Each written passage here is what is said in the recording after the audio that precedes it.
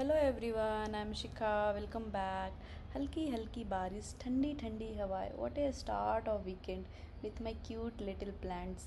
And सोने पे सुहागा तो तब हो जाए जब ब्रेकफास्ट में आलू के पराठे हो जाएं।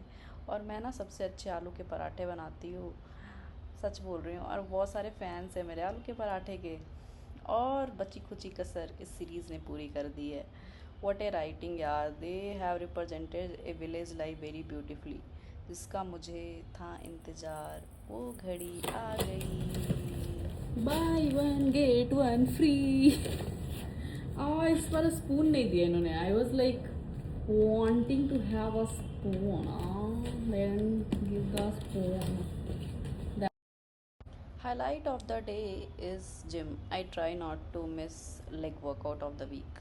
मिस करने के बाद रिज्यूम करो, फिर क्या होता है आई डोंट थिंक मुझे बताने की ज़रूरत है गाइस।